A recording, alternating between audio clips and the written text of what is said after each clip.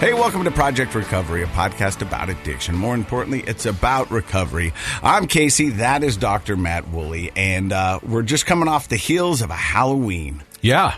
It was a good Halloween. Yeah. Did you dress up? No. Do you think... I wore a T-shirt with Frankenstein on the front. But I wear that shirt a lot. I like Frankenstein. Well, I'm going to tell you what my kids tell me. Dad, that isn't Frankenstein. That's Frankenstein's monster. That's true. Frankenstein you got me. Was the guy. Is Dr. Victor Frankenstein. Yes. And every year with the kids, we watch Young Frankenstein, which is one of my all-time favorite movies. They're putting on their... Frankenstein. Yeah, it's Frankenstein. The best part, a lot of people don't realize, is that Igor's hump moves throughout the movie. It does, It's awesome. It's classic. I love it. You mean Igor's hump? Yeah. Yeah. Let me ask you this. Does someone's choice in Halloween costume say something about their psyche? It can. I mean, I think that there's with all the upsurge in cosplay over the last decade, you know, how that's become an industry, really. There's been some psychologists who've sort of psychoanalyzed the fact that, you know, when you cosplay or Halloween, you dress up, you know, it's kind of a chance for some people to let their inner whatever come out. So sometimes you see some pretty outrageous costumes, and that might reflect. I saw a guy at the gym, and he was working at the gym, and he was dressed up what I assumed was a commander in one of the Star Wars universes. Okay. But I didn't want to say anything because I wasn't sure. And so I did my workout, and as I was leaving, I went to a guy who worked with that guy, and I go, hey, so what was that costume? Was it Star Wars? And he goes, no, it's some anime. And then he went into a long description. Yeah. And then it got me thinking, if you got to explain your Halloween costume, it's probably not a good Halloween costume. Well, so that's, yes, you and I would agree. But I think that for some people, that's their goal. They want to be kind of unique and different. And showcase what's a part of their world. Yeah, their uniqueness. So, yeah. I remember when my son Bowden was 6, and he wanted to be a bad guy. And my ex-wife was like... He wanted to be a bad guy. He just wanted to be a bad guy. I love it. And my ex-wife was like, should we be worried? And I go, I don't think so. I mean, you know, when I was a kid, I dressed up as Darth Vader. Sure. I mean, why do you think Darth Vader was so popular with kids? And still is? Because he's Luke's father? No, nobody cares about that. His voice? The voice is there. It's power. It's a powerful figure, big, dark, ominous. Nobody can stop him, right?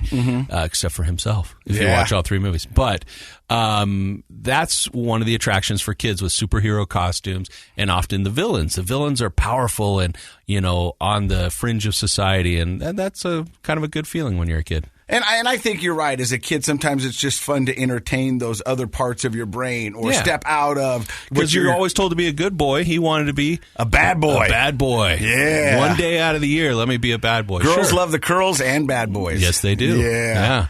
Hey, so someone came up to me last week and said, so what do you think you've learned in your recovery? And you know what? Every day I learn something new. And I'm not just saying that because we got to fill time on a podcast. I really do learn something new about myself. And things that I've learned recently is it's okay just to be okay. You know what I mean? Sometimes it's okay to be like good enough. Is that what you mean? Like you know, and you just go like, okay, average. Yeah, you can't be great at everything. You can try to be great at everything, but the reality is, in the world we live in, you can't be good at everything. It's hard every week though when we come in here and we hang around with Josh, who really is good at everything. Oh, he's got great hair, great physique. I mean, great grammar, smart. He really is. Valedictorian. It blows my mind that the guy's single. Yeah, you know what I mean. Well, I think it's a choice. So maybe he's not great at dating. Oh, maybe we found that. it. That's his Achilles heel. He's not good at dating. That's his kryptonite, huh? Yes. Okay. But what I'm saying is that it's okay to be okay. And you know, when you stop and walk down the street and go, "Hey, how you doing?" Great.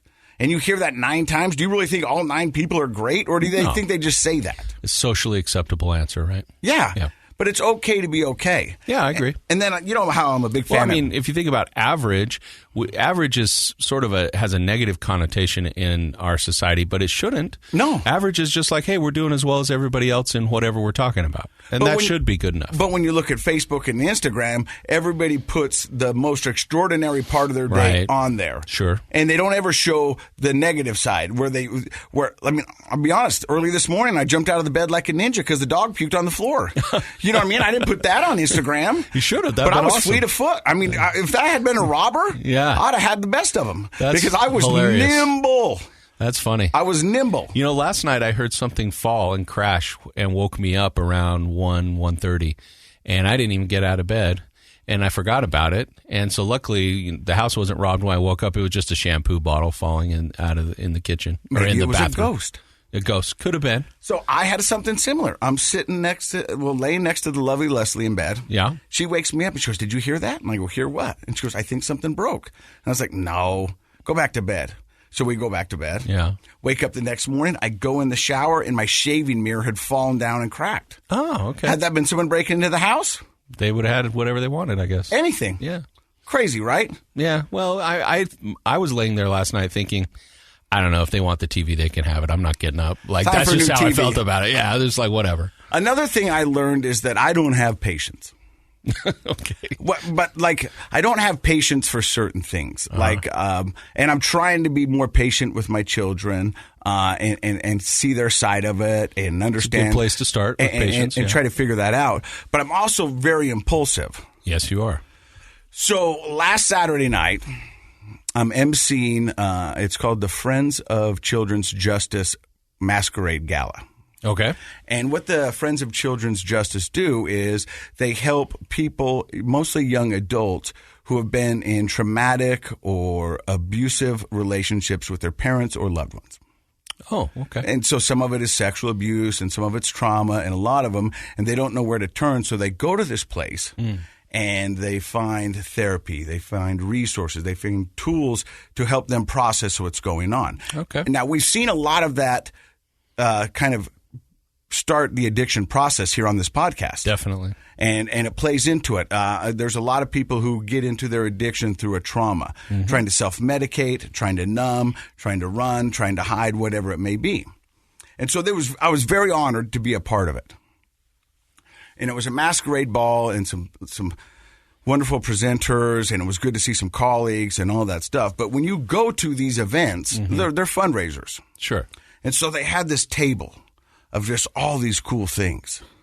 And I Stuff saw you could buy. that you could buy. Then the money would go to to the center. Okay. And they had, silent auction items, they had raffle items, and I saw this one item. And I was like, I want that item. But I had to work. Right. But lovely Leslie was there with me. Okay. So I put her on it.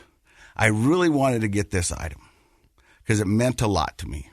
Because the person I'm going to give it to meant a lot to me. Okay. They believed in me when I didn't believe in myself. They took a chance on me when the rest of the world was like, I don't know. Let's see how this goes out. Yeah. Shut up. Oh my gosh, Casey. That's amazing. That's a signed soccer ball by the Real Soccer. Oh my gosh. Thanks, buddy. Thank you. Wow. I was going to give you that for Christmas, but I don't have patience and I'm pretty impulsive. So I wanted to make sure you had that. Your impatience and impulsivity is working in my favor today. Yeah. This is truly an extremely thoughtful gift and something I will always love. Well, you got to thank the lovely Leslie because she was a hound. She almost came fist to cuffs with the other person betting on that. She was just hovering. And they call it the very end of a silent auction, sniper's delight, because they just sit around and they want to get that last bid in so they can walk away with it. So, well, that's awfully thoughtful and kind of you. I appreciate that. And thank you for believing in me. Let me just say this. Believing in you, not believing in you never crossed my mind. I've known you long enough, and, I know that alcohol was not really you, and that you would rise to the top. And I'm not saying that for any other reason than that's what I honestly have always believed. And being your friend has always been a great moment for me, like being able to do the things we've done together. So, I hope you understand that if anybody didn't believe in you, they didn't really know you. Well, I appreciate that. And I don't know if I've ever said thank you enough to you for doing this with me and taking this journey and being my co-host, but more importantly, being my friend. So thank you very much. Oh, Bottom of my heart. I appreciate it. Love you. We got a wonderful show for you today. His name is Brad Shreeve. He's been sober for 8 years, and he's got a story to tell. Are you ready, my friend? I am. I don't have a soccer ball for you. Fishing rod next time, maybe. Okay, I got you. Go. Stick around. More Project Recovery. We'll be right back. Hey, welcome back to the podcast. I'm Casey Scott. That's Dr. Matt Woolley. He's a clinical psychologist. I'm just, Awesome. Well, I don't know about awesome, but I'm a man in recovery. I've got 4 years of sobriety under my belt, and I think we've got a great platform to help others. Like our guest today, it's Brad Shreeve. How are you? I'm good. And Brad, you've been sober for now 8 years? Coming up on 8 years this November. Yep. And it's still exciting, right? Oh, dude, every day. Yeah.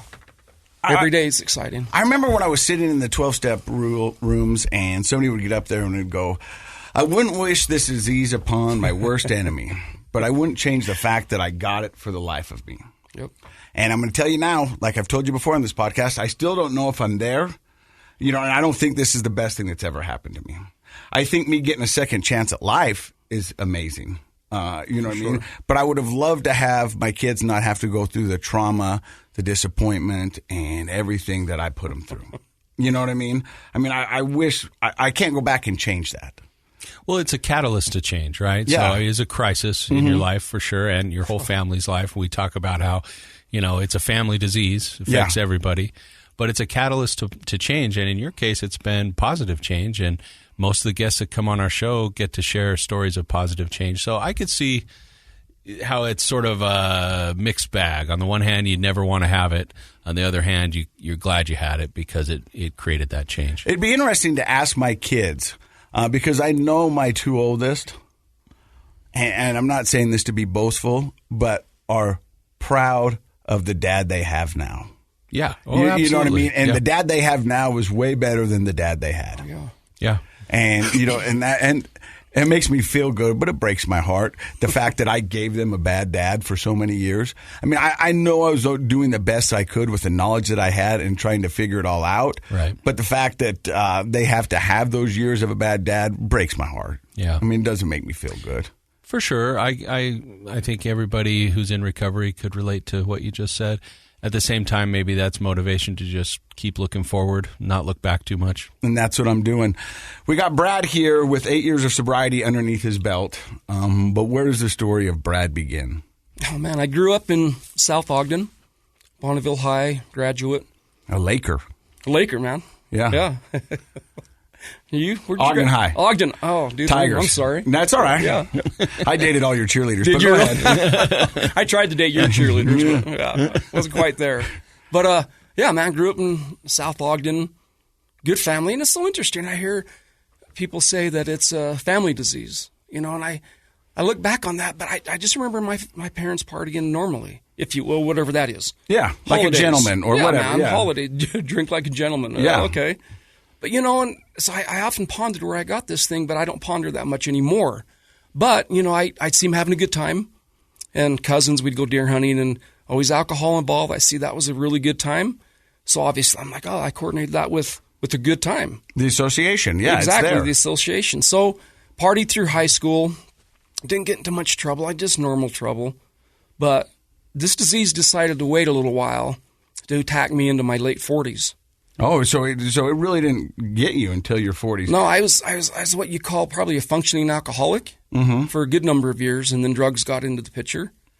But yeah, it waited until... So normal upbringing, family Yeah. partied a little bit. You associated good times with alcohol, which many do. You made it through high school. Were you athletic? Did you do sports, all that stuff? No, I wanted to do sports, but I had to work on a farm for a little bit to save up for my braces. Oh, so you paid for your own braces? I did. Yeah, so I was pretty athletic, and you know, people, oh, dude, you need to do this and that. But no, I had to work for a little bit to pay for my own braces and Adidas. Yeah, and I had those Adidas. And so then I assume you get married, or Did you go to college? No college, passed up a partial scholarship in commercial art, but I couldn't sit still long enough. School wasn't really my bag. I enjoyed school, social level, but as far as college, no. So I got into construction right out of high school. And then did that for a while, got married in 1990, had Landon. You've met him. Yeah, I used to work out with him at the gym up in Ogden. When I'd have to go up to Ogden to blow twice a day, Right. I was already up there, so I'd go to the gym. Yeah. And then I met your son, and a wonderful kid, and very charismatic. And I mean, It's like his dad. Yeah. Yeah, no. Yeah, man. He's coming up on 5 years. oh, that's amazing. Yeah, very thankful for that. Good. So you got married in 1990, had Landon. Yep. And did your is your wonderful wife Ashley here? Or was she the wife? No. This is my second wife. Last wife. And so, yeah, second and last. Yep. She's not in her head, yes. But your first wife, did she drink with you? She did, but we partied whatever normal was. New Year's Eve, weekends. I always, back then I started drinking like in the evenings, like 2 or 3 beers just to calm down, but that was just what you did.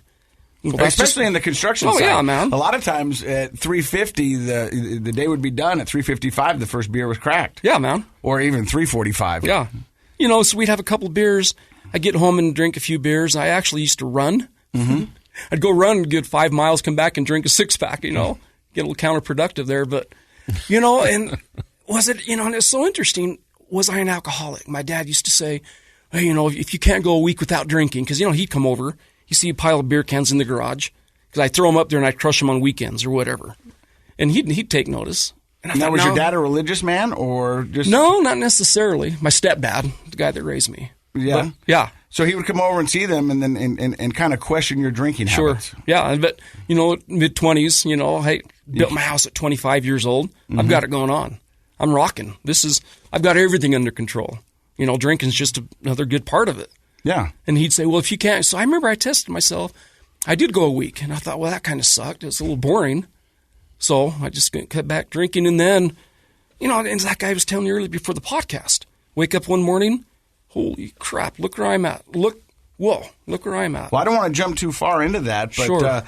So you drink like the gentleman, killing a 6-pack in the evening. Yeah. And you and your first wife, and everything seems to be pretty good. She noticed my drinking. When we had arguments, I'd look for an excuse to go out and drink more. Mm-hmm. So we'd have an argument instead of staying at home and arguing out like an adult, talking through it. I'm just going to take off, grab me a 6-pack, drive around. Who does that? But that's what I did. And I can tell you, because I can speak from experience, that's an addict using manipulation to get what they want. Sure. Justifying, right? Justifying. Oh, yeah, justifying. Yeah. Oh, my wife, we had an argument or a lot of stress at I'm work. going to go chill out. Right. I'm going to go have a 6-pack, then I'll come back. I'll calm down. Yeah. I've actually known people who did the exercise thing as justification. Well, I just ran 5 miles, so now I can drink, right? Like I've exercised, so now I can drink. It evens out. Yeah, right? And so, I think addict brain is very sophisticated at its justifications. I was like that in my active addiction. But towards the end, I was way out of control, so I wasn't working out at all. But I would do that, so it would be another tool in my belt if somebody said, hey, you're an alcoholic. I go, really? I go to the gym 6 days a week. Yeah. I go to my job. That doesn't sound like an alcoholic to me, does it? Right. Yeah. And that is something that you pull out of your back pocket anytime wants to pull that. Don't you think maybe a little bit of that also is generational think? Meaning, we didn't really talk about what is an alcoholic, what's problematic drinking. I don't remember ever having that be part of the high school curriculum or anything growing up where people said, hey, just because you can go to your job, just because you can, maintain doesn't mean you don't have a problem. I don't remember those conversations. Ever. And I think nowadays that's becoming more because addiction has become a bigger part of the collective conversation in our communities. But but some of it, it's definitely justification, no doubt. But I think some of it was also ignorance. Oh, 100%. Oh, yeah. We didn't know growing up. I thought if you'd have asked me when I was a high school kid, what does an addict look like? I'd have probably said, well, go down to Pioneer Park and look at the homeless folks. That's an addict. Yet there are so many people in our communities getting up, going to work, going to the gym, and they're addicts. Well, to be honest with you, I thought that until I checked myself into rehab. Sure. Even when I sat down in the first process group, I was like, I'm not an addict. I called my mom, said, I'm in here for Bud Light, Mom. These guys are in here for, meth, heroin, and opioids. She was, no, you're supposed to be there. Yeah. And then I don't know, I also remember somebody going, hey, if you want to see if you're an alcoholic, quit for a week, and if you do, then you're okay. Yeah. Let's go. Very productive. I can go for a week. I can go for a month. So does alcohol cause the end of your first marriage? No. It's so interesting because it may have, because every time I'd get home after an argument, How much did you drink? I said, I drank a 6-pack. But I'm certain that contributed So to our demise. I've had a 6-pack. Was that your standard answer? Because I always told my ex-wife that I had 2, knowing darn well that it wasn't 2. My addict wasn't really prevalent then, so it didn't really, I didn't lie much then. Little white lies, but I said, I drank a 6-pack. Maybe a 6-pack, 6-pack of Talls. Yeah. But it was a 6-pack. We're not talking volume here. Yeah. There were 6 of them. Yeah. Technicalities, yeah. 6 of what? Yeah. And so, when does it become obvious to you that you got yourself into some sort of addiction? When did it become obvious? Yeah. Oh, dude, that's a good question. I started questioning my my habits, if you will, my vices. Mm-hmm. Probably just before I met her. Probably 17, 18 years ago. Okay. And I started, dang, dude, you drink. People make comments. Oh, Brett, restaurants. I couldn't go to a restaurant unless they serve beer. Well, why can't you go to a restaurant unless... Well, there's got to be a reason there, but I've never pondered that question. It's interesting that you say that because I was similar to that. So my wife or my girlfriend or whatever, they would say, hey, we're going to this restaurant. My first question was, is there a bar? Yep. Not what kind of food, what kind of cuisine. It was, is there a bar? Even dating girls, dude. Yeah. When I was single, these really nice people I knew would try and line me up. And I remember I'd take them out on the first date. If they didn't order a beer or whiskey, whatever, this isn't going to work out. So there's not a problem, though. Alcohol hasn't become a problem. It's just they don't drink. But it sounds like you were in that what we call pre-contemplation stage. You hadn't really thought through yet what you were doing, but alcohol had woven its way into all of your decision making. Exactly. Whether it was dating or where to eat or how to deal with frustration, it was alcohol. Yeah. The driving force. Yeah, dude. So looking back on that, to this day, coming up on 8 years, I still look back like, I talked to my brother. Everything we did involved alcohol. And now it doesn't. I'm like, holy crap, I can go camping. I can actually do these things without... And they did teach me that in the program. And I would recommend the deer hunting sober. I think that's a little safer. I don't just but it's saying. Crazy how much that goes hand in hand. Everything went hand in hand. I know. That's why deer hunting's extra dangerous. Yeah. And I would celebrate. I had a good day at work. I caused a drink. Bad day. It didn't matter. Good day, bad day. Yeah. Good day, bad day. I was drinking. So now drinking is in the driver's seat of your life. It's affecting most of your decisions. Yep. But drinking wasn't your only jam, if you will. No, drugs, opiates. And how do you get into opioid? I remember going into the program, my counselor asked me, what is your first memory of a high? What an interesting question. What is your first paregoric? You guys remember what paregoric is? I don't. It is the opium-based. Well, not opium. I think it did have opium. It was more of a cough serum. Yeah, it was a cough syrup, right? And it had a lot of drugs. And I think it did have opium in it. Is that scissor? Because that's what the kids are drinking. Tastes like black licorice. I don't know, but that's old school. So old school. Yeah, that's old school. But I think that was one of the reasons. Those sorts of cough syrups were very effective with the codeine, and all of that. Yep. And so that's why we have. I actually looked it up, and it was opium based. But you have to get a prescription for that now, but it used to be over the counter. Yeah. So I remember my mom giving me with a stomach ache, and I just felt this sense of euphoria. Mm-hmm. Like, whoa! And so they asked me that. I was probably 8, 9, 10 years old. That was my first memory of euphoria. And what was your question again? Well, when did I start? When did opioids come into the picture? I'd be injured at work, obviously in construction, and I would take them as directed responsibly. But I remember I'd take them and because I was drinking, and I get that effect that you get when you mix opiates with alcohol. Yeah. Mm-hmm.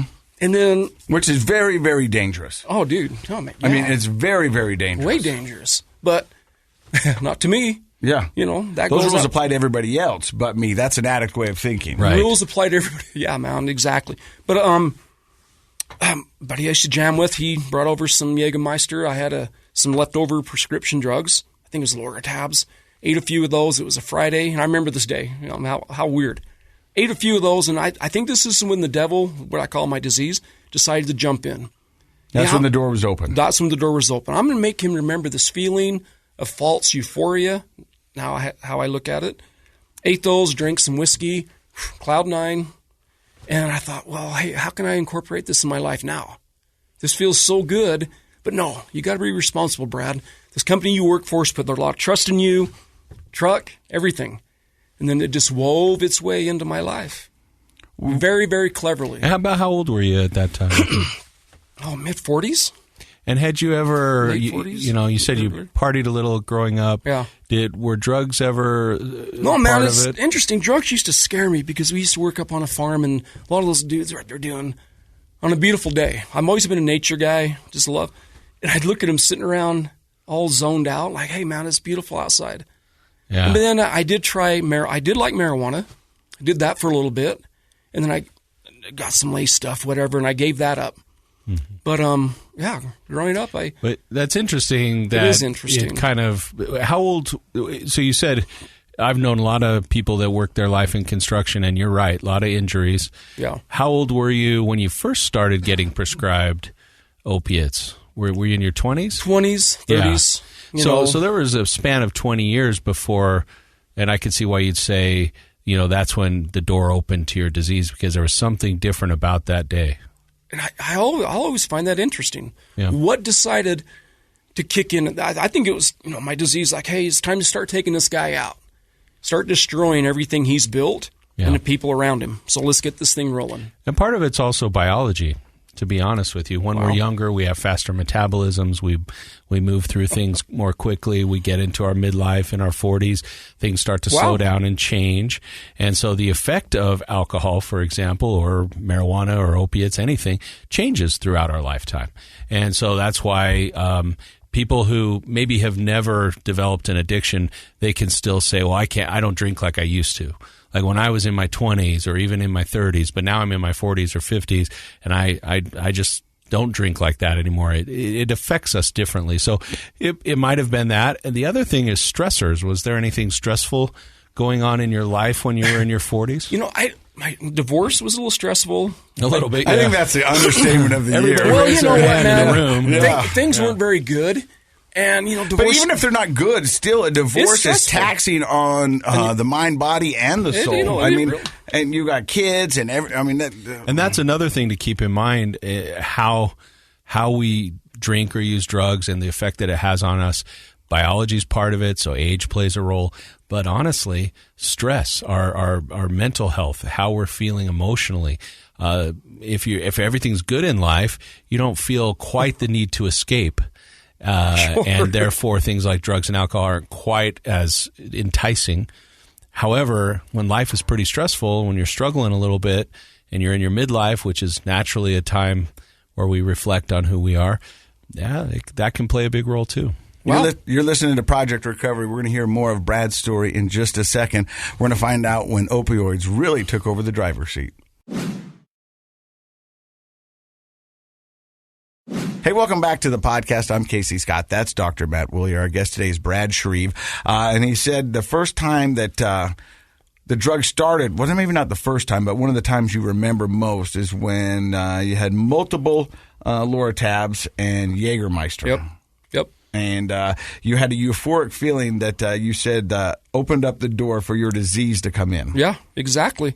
And then it stayed with me, that feeling, because I could kind of let that feeling go and just keep it till the weekend. Because weekends is when, you turned it on. Yeah. Or at least when I turned it on. And it stayed with me. And I'm like, that feeling was amazing. And I still find that interesting. You kind of felt yourself wanting to chase that feeling. Oh, dude, yeah. Every day after that, I was like, well, hey, in the back of, how can I incorporate that in my everyday life now? Because you want to take that with you everywhere. Bingo. Everywhere. And I wasn't a day drinker then. I used to think, okay, if I can't wait till 7 o'clock in the evening to have 3 beers, and I've got a problem. So 7 o'clock made it just fine. Weekends it was noonish, 1 o'clock. But after that feeling, I wanted to incorporate that in everyday use, in which I did. I was a day user. Bad. So how does someone in their late 30s, early 40s get their pain pills? Were you getting them through a prescription? Were you buying them off the street? At first, yeah, I'd save them. I'd get hurt, and I would take them, and the pain start go away. Then I'd stockpile them. Like, hey, I'm going to save these. My buddy'd come over, and we'd chew up a few, whatever. And it was on the weekends, and I found, the attraction was growing and growing and growing. I wanted more. A few neighbors that I had, back then where we used to live. Mm-hmm. And it's so, it's so, the devil works in this way with me. He was putting these things in front of me. He was setting me up in these scenarios to where I could find them. I mean, how do you find a dealer? How do you go out and find a dealer to help you support your habit? I mean, you can't Google it. No. If you could have, I would have. Yeah. I'd have done anything back then. So was it hard to? I mean, as you're talking, I'm thinking I just finished watching Dope Sick. Right, that whole history, which is actually extremely worth watching, and it's based on a book which I'm sure is worth reading. I haven't read it, but in the beginning of the opioid crisis, it wasn't hard to get them. And you Doctors could go back and ask your doctor to refill the prescription, and they did, and then the company were pushing bigger pills with higher milligrams. And so what was your experience like? Here you are, you're a construction worker, that makes sense. You have a lot of injuries, that makes sense. So I could see how a doctor might not even really question. Exactly. It's not like you were an accountant and they're like, why is this guy keep getting injured and he needs pills? Yeah. Like you were in a job of high risk. And what was your experience like getting the pills? Well, I was thinking, that's an easy way to get these things. So I'd find myself, before I wouldn't, shoulder ache, whatever. Oh, if I go to the doctor and tell them, hey, I fell off the ladder, they would X-ray here and there. Oh, you look all right. What's your pain scale? I tell them my pain scale. And I said, aspirin doesn't really cut it. And they'd prescribe me some Loratabs. It was like, hallelujah. Even with a cough. I remember going into the doctor faking a cough one day. And so he gave me some cough medicine with the codeine in it. Really? Yeah. So it was a lot easier back then. I want to hear the process and the thought process of you jumping from a prescribed opioid to going to a dealer. Because I know in my mind, making that jump, even you can't lie to yourself that there's a problem. You know what I mean? Yeah. If you're going from getting them a prescription to buying them on the street or a corner or someone's house. I agree that that's your mindset now. Yeah. But yes, when you are in active addiction, you can blame everyone else. Well, I need these, and the system's broken, and that's why I have to go to a dealer. I mean, there is a lot of justification. And this is just easier. It's easier. It's less hassle. If the system was better, I could go to the doctor and get it, but it's not. So. Do you remember making the jump to a dealer? I do, dude. Yeah, I remember exactly where I was. Exactly, in a cul-de-sac. This guy, a construction worker, and I walked by his truck, and I seen him sitting in his truck, shaking a bottle, what I assumed to be pain pills. And I went back and forth, got a little sweaty. It was the weirdest. It was the transition, I guess you call it. You were triggered. I was triggered. You probably heard the shake of the and bottle. I knew I only had a few more left at home. It's like Pavlov's dogs. Yeah. Why are you worried you only have a few left at home, Brad? It's not even the weekend. That was going through my mind. But here's an opportunity to keep this thing going. So I walked up and I said, hey, do you eat, pain, this and that? I sparked a conversation. He said, well, just when I need them. He said, I've got so many of these things. I said, well, hey, would you ever be interested in selling a few?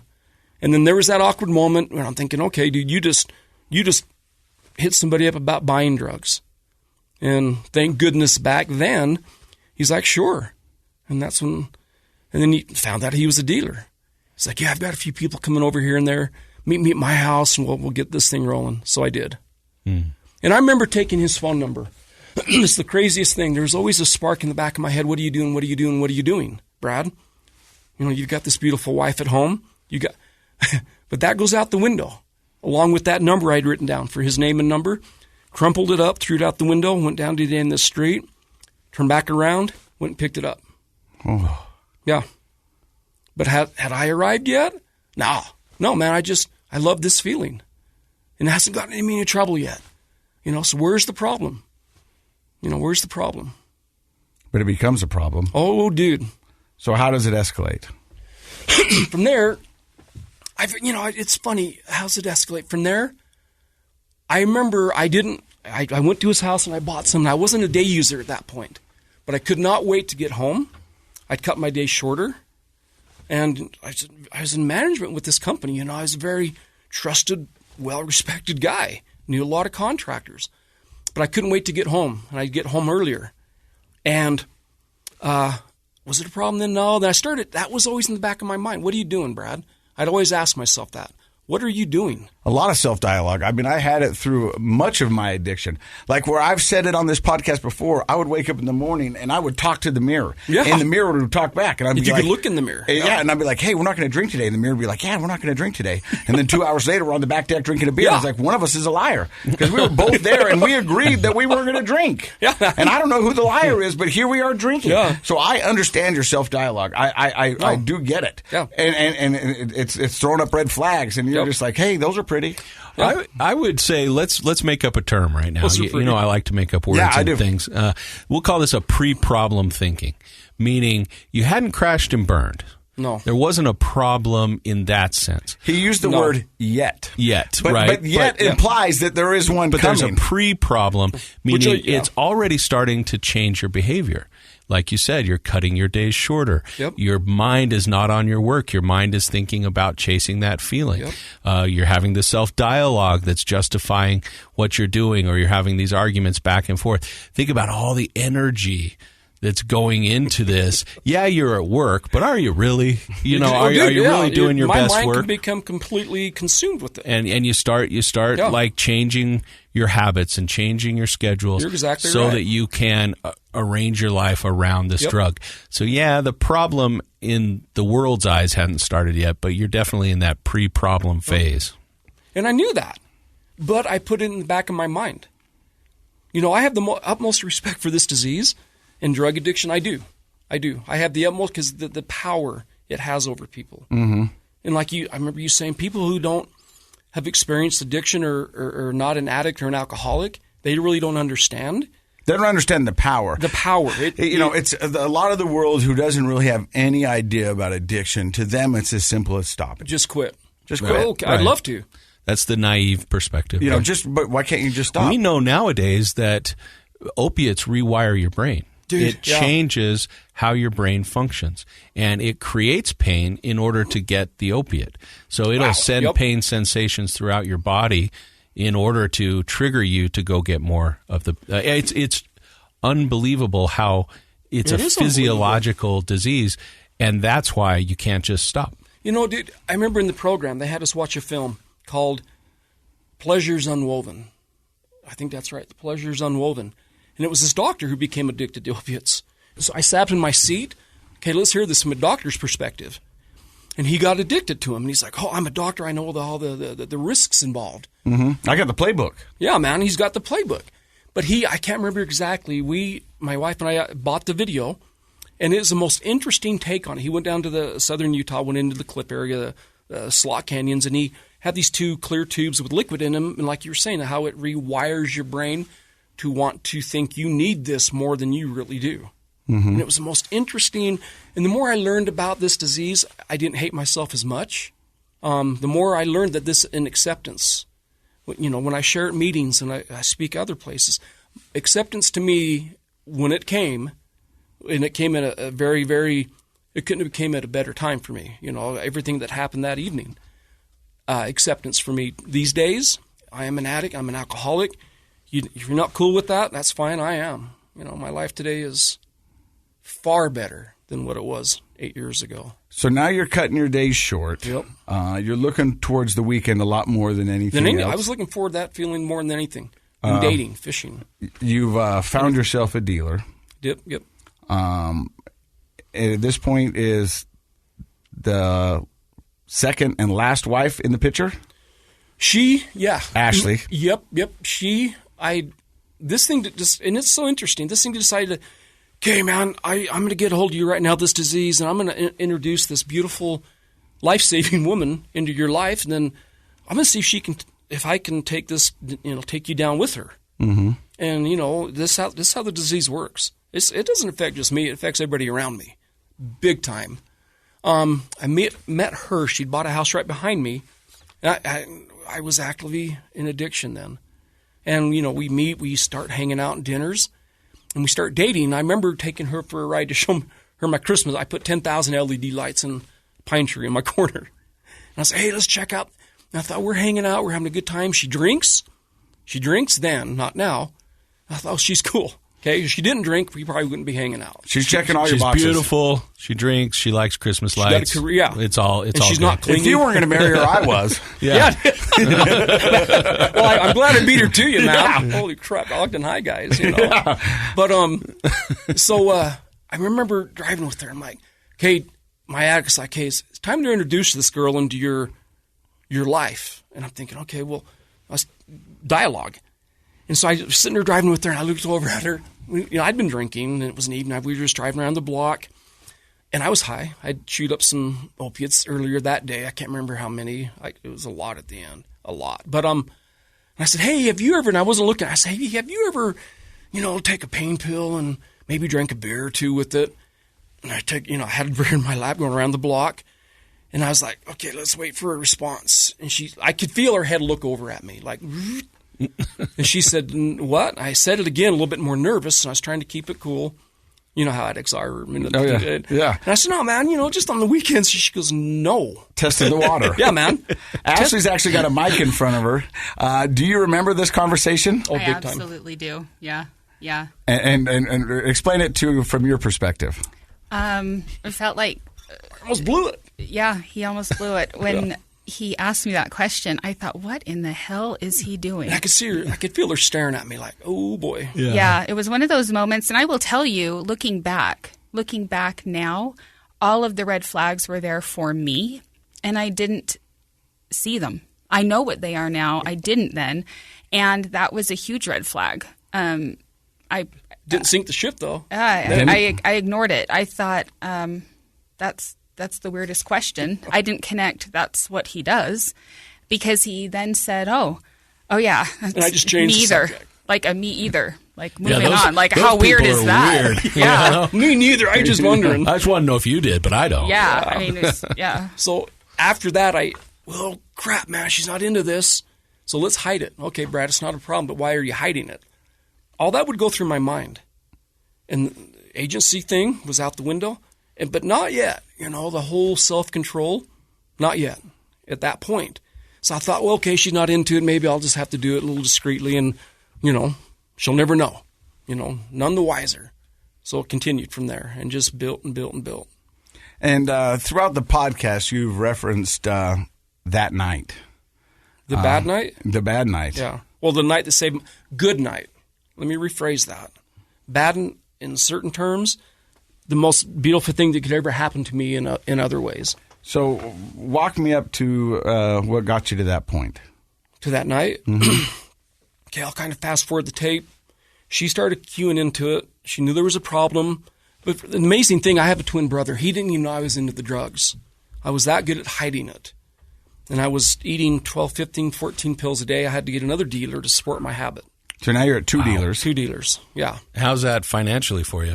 Oh, it was crushing. I remember going into the program, they asked me, I'm like, whoa, figure up how much, and I would try and do it lightly. And I thought, okay, you need to be honest. It was a mortgage payment plus a vehicle payment a month. Yeah. Oh, so you're $2,500. Yeah. A month. A month. So I was working nonstop. I couldn't keep up. I couldn't keep up with my addict. There was a point where he worked. It was 37 days straight. And he would get up, he would leave the house, he would not come home until it was 9, 10 o'clock at night. And I remember asking him, and these were some of those first questions that you ask. We kept our money separate at that point. And what I made in bonus or whatever was mine. What he did in side jobs was his. And then we had our household money. And I said, look, it's not my deal. I don't need this, but where's this money going? You have nothing to show for it. She was questioning me, man, Which I normally wouldn't have done. Yeah. It was But I mean, if he's working 37 days straight, and you we're guys still should be behind. sleeping on beds of money. Yeah, we really should. And I'm like, hey, man, times are tight. I need to bid these things a lot lower. Okay, that low? So he got defensive. He did, and I just looked at him and thought, what? Whenever she cornered the addict then, boy, I got defensive. Like most addicts do. Most addicts, I would turn it back on her or something else. Not me, man. Deflect, distort, and get out. Yep. I mean, that's the playbook. There's so many stories, man. When she found the drug, I mean, she thought she almost caught me in the basement. I had hiding them down there. It was coming to that point. Well, let me ask you this. First of all, did you start taking them in a different way? So were you always just swallowing? Were you snorting them? Snorting were you doing them. that? Yeah. Yep. And then did that ever lead into other drugs? You know, it didn't.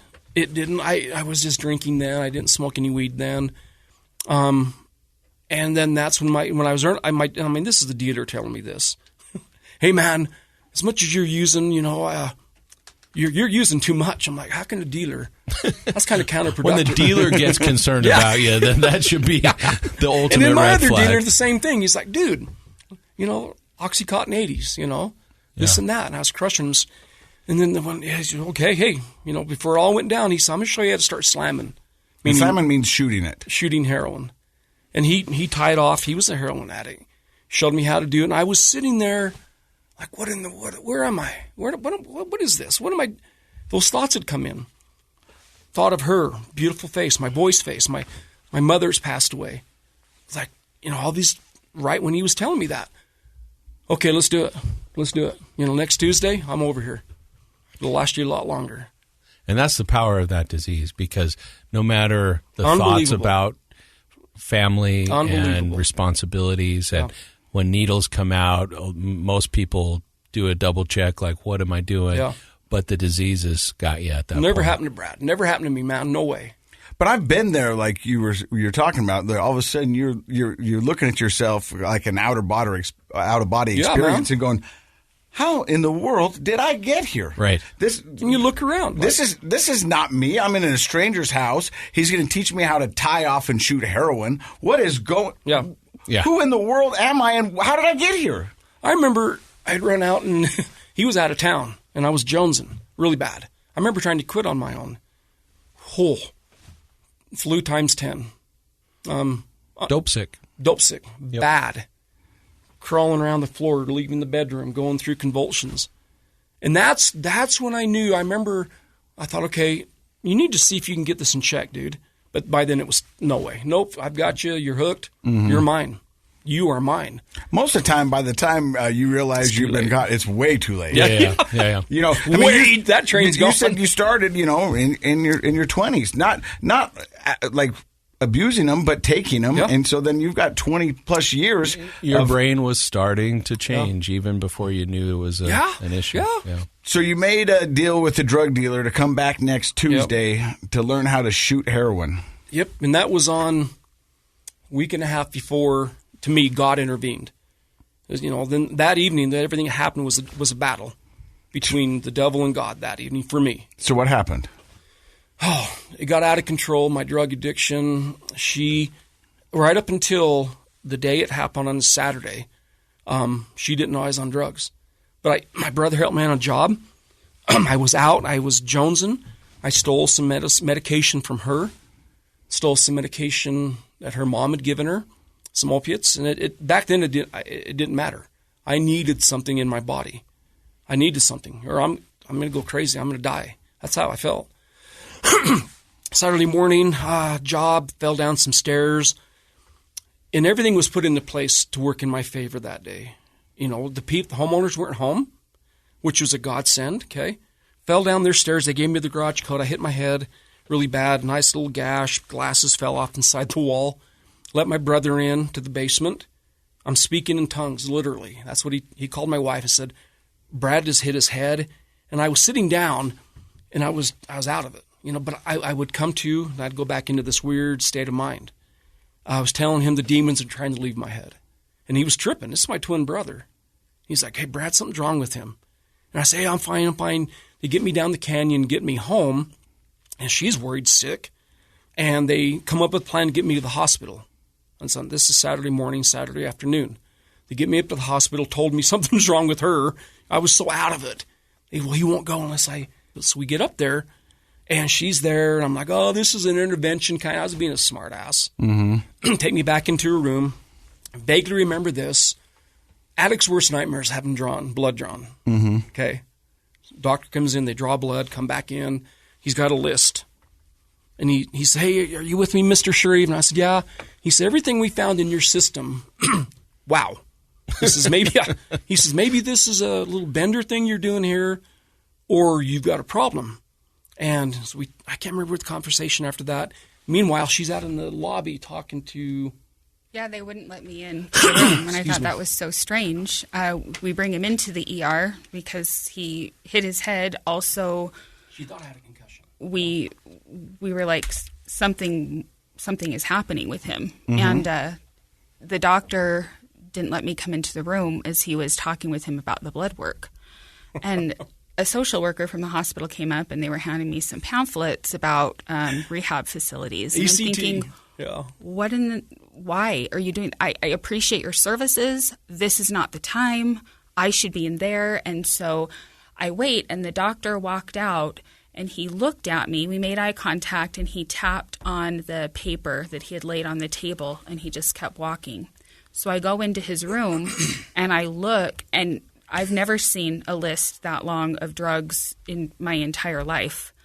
And I just looked at him, and it broke my heart how I was so pissed. Hell hath no fury as a woman scorned. Okay. I thought, I do not know who he is. I've been living a lie. I understood we drank. I understood that, in my opinion, he was drinking far too much. I had quit drinking a year prior because I overdrank one evening, and he was going to divorce me because he couldn't handle that. It's like that was really like inappropriate. You're using too much. Yeah. And really inappropriate drinking habits. So I quit drinking, and it was a lie. And I said, I can't believe you. And he was being so disrespectful and rude. And I said, you need to leave. I love you, but I don't know what to do with you right now. And he said, well, where am I going to go? And I said, you can go stay with your dad. I need some time. I don't care. You're out of here. I need you to leave. You don't get the privilege of living in our home right now. I need some time. And so we went. My brother takes me home. I remember him looking at me like, are you my twin, man? So I pack a bag, and she's behind me up to the hospital still. And this is where it all took a turn. I pack a bag. I was going to head out to my dad's house. Called my dad. Hey, I've been kicked out. He's like, what's going on? I said, I'll tell you when I get there. So I leave. I hop in the work truck. My company's work truck, okay? Company that they put their pride in me. They, their name on the side of the truck. Hop in their work. Brad wouldn't do this, but Brad would do this. Hop in the work truck, go around the block, forgot my glasses. Because my glasses were up on the job, I had an extra set. Come home, and she'd called some family. And her brother's a cop, of all things. He's walking up the driveway. He looks at me like, you're in trouble. His wife was with him, the wife now. I'm like, yeah. She comes out, gives me my glasses, and she says, I love you, but I don't want nothing to do with you right now. You're a liar. Fine. Last thing I remember, this is the last thing I remember, is backing out of that driveway. That's it. And he was missing for 12 hours. Yeah. And then I came to, I remember you talking about going to jail, but I came to, and I was wedged in the corner of this concrete whatever. And I had thrown up, I had messed myself, peed my pants, vomited, and I had a hoodie on, and I was really achy, and I was wedged in this corner. And I stood up, and I took my hoodie off, cleaned off, and I threw it in the middle of the floor, looking around. There's really thick plexiglass, dude next to me going crazy, like a monkey in a zoo. I look across the way, and there's a guy over there pacing back and forth, and I'm standing there freezing. And I just thought, this is a dream. Literally thought I was dreaming. I was going to wake up. She's going to be mad. I got to make up excuses. The sheriff walks by, a lady sheriff. I remember, I'll never forget. And I'm standing there shaking. And I says, hey. And she come back, and I says, she said, you're cold. So they gave me this really janky sweater. I said, hey, before you leave, can you hand me my boots? Everything was outside. And I was really achy. And I couldn't feel, my throat was really sore. And she looked at me, and she says, you don't remember a thing about last night, do you? And I looked at her, and she kind of looked at me and just shook her head. And I said, no.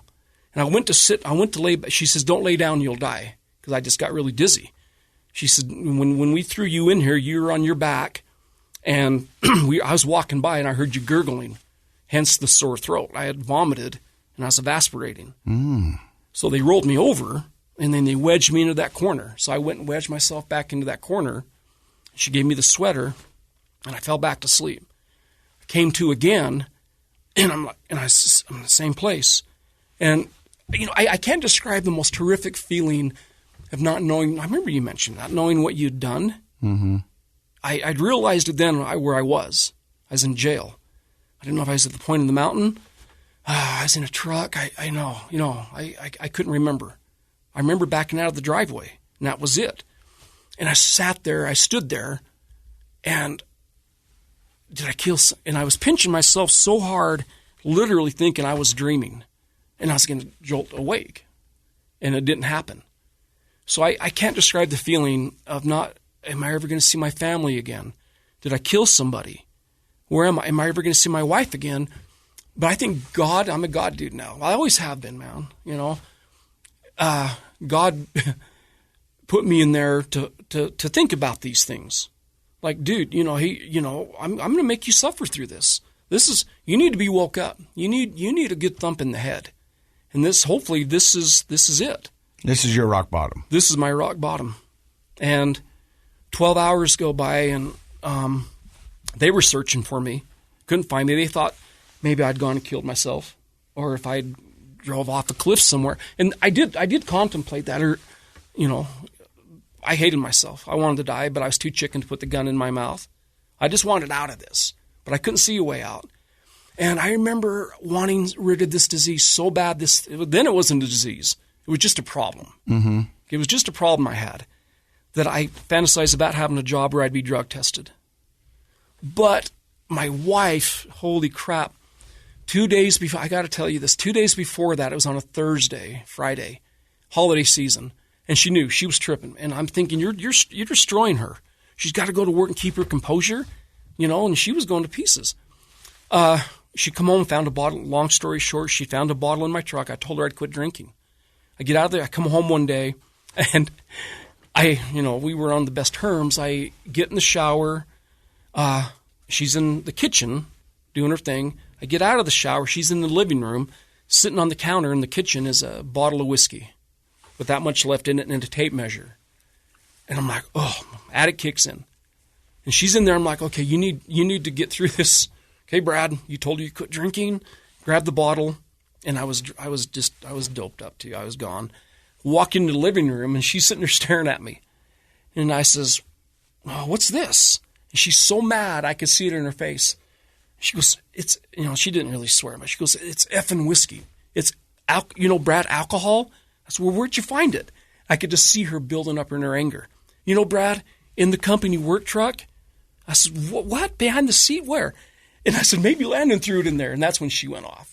Yeah, I thought, don't blame that on Landon. And, so maybe Landon tossed it in there. So much of me wanted to believe what he was saying. And he was so good at manipulating the situation. And really, I was just as sick as he was, except I was sober. Like I would feed into that manipulation because I wanted it to be true. Mm-hmm. And everything added up that he was still drinking, yet I chose to believe what he was telling me, even though actions were different than words.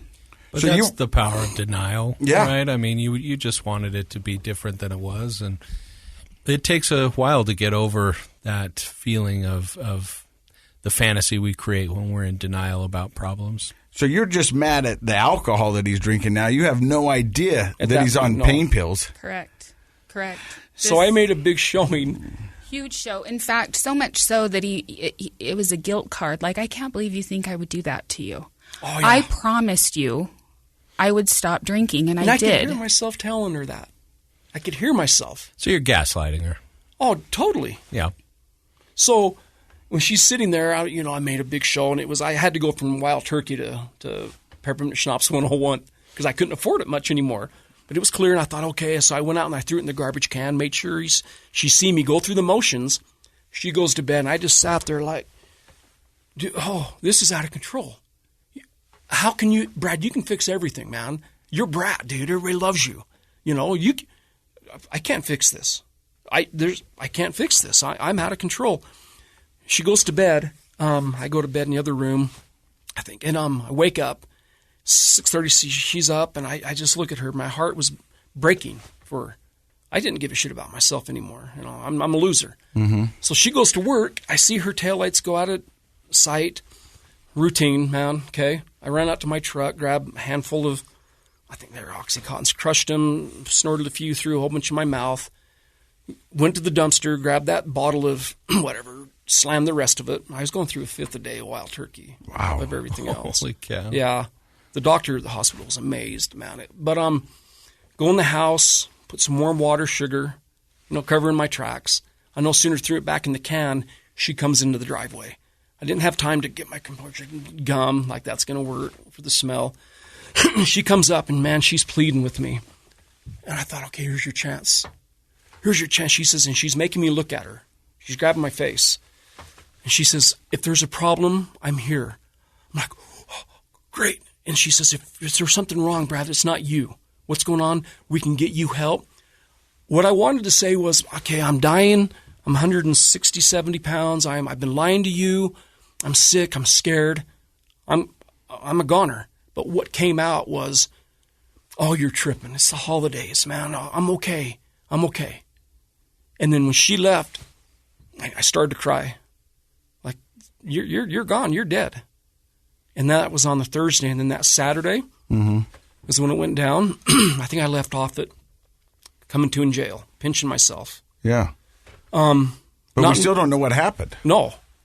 Yeah, I can't describe that feeling, but I'm so glad it happened. But do you know what happened? Yeah. Well, I bailed myself out. I remember you saying, you're talking about phone numbers. Mm-hmm. Who has, and I couldn't remember her number to save my life. So I bailed myself out, and the sheriff says, oh, I got good news, bad news. I said, well, let's hear the bad news first, He said, well, your wife's on the way. I said, you might as well just shoot me right now, man. just put me out of my misery. He says, the good news is your credit card went through. So she picks me up, and she said something really interesting. When I was walking out, I was trying to keep. You smell like puke. You've been sleeping on the floor I smell of jail. like vomit. I smell. I basically died for a second. Do you remember what you told him? Yeah. She remembers how when you said you finally seen. Yeah. So, as far as what happened that night, I can fill in the 12 hours. They were the worst 12 hours of my entire life.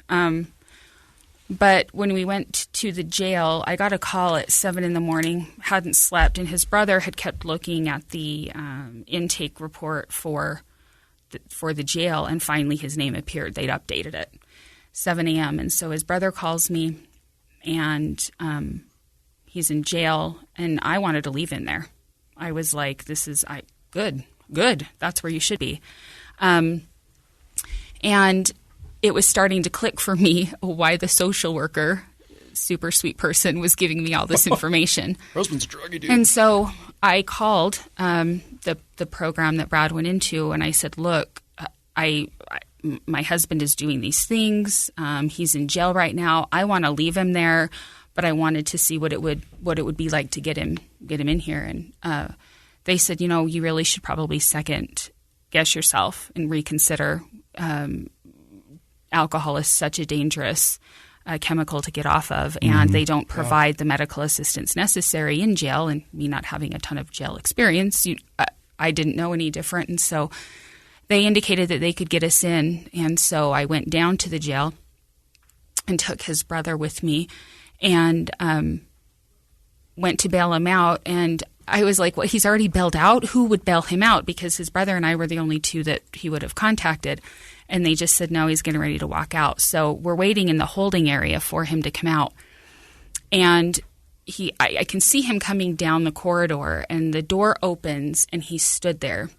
And Brad did this thing with the facial muscles, and he would look almost down at you. He's tall anyway. He's 6'3", but he would pull his chin up, and his eyes would kind of go down. And I really believe truly it was just the last amount of false sense of control or false sense of dignity that he could scrape up in that moment. I mean, to see him in that way, his pants were falling off of him. He was in this oversized sweatshirt that wasn't his. He smelled awful. He was bruised up and banged up from his arrest. And for that, in that moment, it is the first time I saw him for what he had become. Yeah. And it was devastating. And I looked at him and I was so angry. But I knew that I had knowledge that he could get into a program. And so he started walking toward what I thought was toward me, and he was walking past me. He's going to walk out. And he had, and his brother stood up, and his brother, as he mentioned, they're twins. Gordon's a little bit bigger than Brad is. And he took Brad and put him right up against the wall. And he said, if you walk out of here, you are going to lose everything. Your family, your job, everything. And he just stood there for a minute, and Brad looked over at me, and it's an instant. It's just a fleeting moment. And I could see Brad pausing. I really could see Brad, not the addict. And I held my hand out, and I said to him, I found help. I just need you to take my hand. Powerful. And he waited. He waited. And I kept it extended, and then he took it. And we went immediately into. So you went into a detox facility, and then they put you into the ACT. Is that where you went? Yeah. And how many days did you do there? They detoxed me for almost a week, and I was so scared that I'll never. Every year we see alumni. We have a big alumni party, and we do the gifts and stuff. But my intake nurse, I'll never forget her. You know, they did my intake, and they asked me my consumption. Of course, a few beers, and she's looking at me, and I just became honest with her. I said, fifth of whiskey a day, beers when I get home, probably 25, 30 pills a day. And they put me into the detox. And still, obviously, I was full-blown addict. Well, I always be an addict, but I was still really, really sick then. They put me in detox, and I was so afraid. They were giving me medication to bring me down, giving me medication. And taper me off. And I every day I tell the nurse, I say, I'm afraid. She goes, I know you are, honey. I said, when I come off of this, am I going to get the shakes? Am I going to want to vomit? Am I going to curl up into a ball? She says, you may get a little bit of the shakes. That was my biggest fear, was the coming down. And I even called my dealer from, we do the stupid. I remember calling my dealer from up there. I said, hey, man, he didn't recognize the number. I said, hey, it's a little bit of a fix here, but hey, I'll be out here shortly. That was my addict mind. You're having him hold your spot. Yeah, man. Don't fill my spot. This isn't going to take long. I'll be out. In my mind, I was thinking, they're going to say a few things to me. I'm not an alcoholic. I just need to get this under control. I just need to get this, But on the other hand, I wanted rid of this so bad. And the wanting rid of this so bad started to win over. Here's my opportunity. So you're going to ACT. How many days you spend there? 30 days. And you've been sober now 8 years. 8 years. What does life look like for both of you now? Man, I remember in my active addiction, I think back when I was 13, 12, everything was just so fresh. The world, I love nature. I love just going outside. I got that feeling again. And the 9-step promises, that's one of my favorite readings. All this stuff. Step 4 was a huge thing for me, brutally honest. But I did it. I thought, here's your opportunity, Brad. You can either fluff your way through this, but I was like, no, this is it. And I kept all the pencils I went through writing stuff down. But my life today, dude, I can't describe it. They say the pink cloud thing. That does go away, but, as far as I'm concerned, I have my bad days still, but I'm doing it sober. I can be there for her sober. I can be there for I can be there for myself. And you mentioned something about your kids. Mm-hmm. I still feel so terrible. And step 10, 9, making your amends. I remember driving to that. Oh, yeah, I haven't told you guys what I had done that evening. No, we were hoping. Yeah. Kind of hoping. Fill that in. But they wouldn't let her read the police report to me until I was out of recovery because it was bad. And so she had the police report. But what I had done is on my way out to my dad's house, and I don't remember a thing. This is what keeps me solid. Blow through a light down by Texas Roadhouse in Riverdale. Almost caused a little fender bender there. People take notice. They call up. Hey, there's a guy all over the road. Go down in front of the ETA bus station. Did a U-turn. No, there was a guy on his bicycle where those old warehouses are. Mm-hmm. Went up onto the curb, hit his back tire. He jumped off. I wasn't going very fast, thankfully. All this could have been so much worse. I could have killed him. But he jumped off, did a U-turn, cut off a UTA bus. UTA bus goes up onto the curb. Another person calls. So now there's 2 callers saying, hey, this guy's all out of control. Head back up into our neighborhood, go through that light again. And South Ogden was really, really busy that night, so they had a sheriff on the way. And I go up into the neighborhood, took out a couple of mailboxes. People called again. And I drove into these people's yard. And they had the ceiling-to-floor windows. And it was November, a little bit of snow. And my catalytic converter was overheating to the point where I had it scheduled to be fixed. And that'll come into play. But the kids were in there, so what I heard from a neighbor that knew him. The kids see my truck coming toward the house, and they went in, but I wasn't going really fast, but I was going right for it. I turned. I didn't turn. God, power greater than myself, turned the wheel. So I didn't. They go, oh, someone's driving through our yard, Mom. They almost hit the big window. Big retaining wall into a big ditch. They thought I was going to go off into that. Excuse me. I clip a couple of blocks, I turned again. Going to leave this yard, and they get high-centered on some Fitzers right next to the mailbox. Catalytic converter's so hot, it started the Fitzers on fire. And they're like, holy crap. And they said I tried to open the door, but there was enough slush to put that little fire out. Then the sheriff shows up. And I remember our attorney offered us to watch the dash cam video, and I opted not to. And he's sitting there looking at me, this attorney, and he says, the guy that's sitting here right now is not the guy that was fighting those officers. And they had to call backup. I was resisting arrest. They beat me up pretty good, but I was out of control. And then, so that's what happened that evening. And a lot of things that didn't happen. I didn't kill anybody. I didn't die. Devil didn't win that evening, man, which I call my disease. God prevailed. The power greater than myself prevailed. I heeded this warning. I took God for granted forever. But I've got another chance here, man. And all these opportunities. She reads me the police report. I just sat there and I literally speaking in tongues in this police report, and I was trying to bite them, and they put a spit rag, which is basically a pillowcase, over my head. And as she's reading this to me, I had to take it from her and make sure I was hearing this right. What this thing had turned in, what this disease had turned me into. I'm like, holy crap. And I heed that. I heed the police report, everything that didn't happen that evening. And my life today, I can't describe it. Wow. I feel, mayhem. Oh, it was pure mayhem. Chaos. Yeah. Yeah. I have a hard time imagining you, Brad, being that guy, and I think probably people that know you do. Yeah. But how are you, 8 years later, how do you feel about the fact that at least that one night you were that guy? Oh, it's so funny. I was talking to another guy in recovery, and he said, "Oh, dude, people that hear my story like, oh, you've got a story, dude. Everything didn't happen." When I am that guy. I am that guy. I did those things, but that's not me internally. To me, that's what this disease can do to a person. To me, this is what acceptance, not acceptance, can do to a person. To fight all those feelings, my insecurities, my shortcomings is what turned me into that person. So that person is in me, and I know that.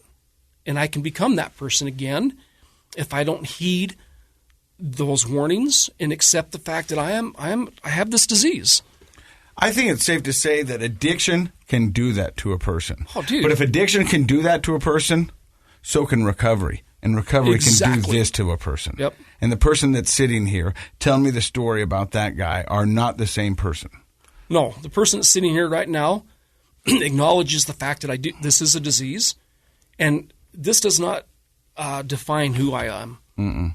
Me thinking I destroyed her peers know about me, and I've had people call me and ask me to go speak with a family member of theirs, and I'm thinking the person that's sitting here right now accepts this, accepts it. One of the biggest things.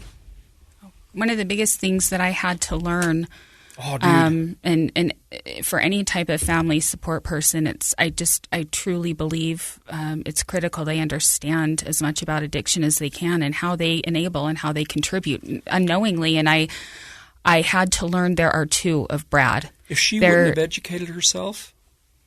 There are two of Brad. There is the addict and there is Brad. And I dated and fell in love with and married and started a life with somebody I didn't even know, because at that time it was the addict and I didn't know it. So how is our life today? I feel like our life started 8 years ago. And I know Brad and I love Brad and I'm proud of Brad. Yeah. I'm proud of me too. And that's good. You should be. Yeah, look how far you've come. Look how many people you're helping. Yeah. Your story is a powerful story, and I think it will help others. I hope so. The fact that you came on and shared on the podcast. Dr. Matt, what do you think? Well, I mean, thanks to both of you. It's really interesting to get both your perspectives on this addiction. It really is a family disease. Like you said, Brad, it affects all the people that you're close to when you're the addict. Oh. And my takeaway thought actually is you've used the word acceptance a lot, and in therapy, I say therapeutic acceptance. It's empowering.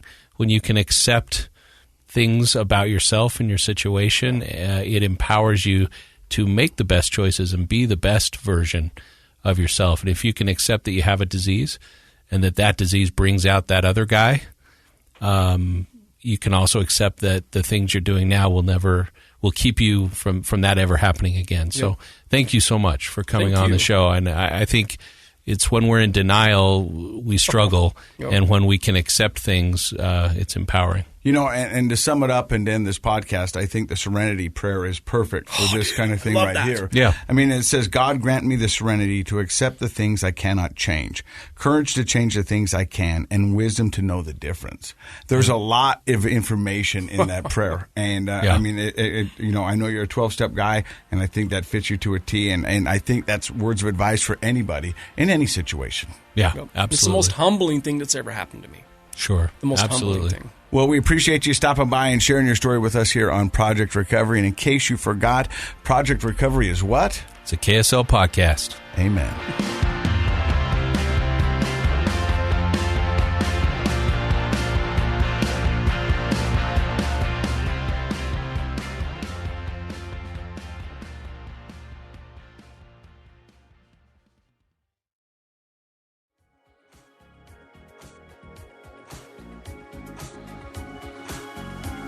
The contents of this program are for informational purposes only. The program is not intended to be a substitute for professional medical advice, diagnosis, or treatment. Always seek the advice of your physician, licensed therapist, or other qualified health provider with any questions you may have regarding a medical condition. Never disregard professional medical advice or delay in seeking it because of something you've heard on this program.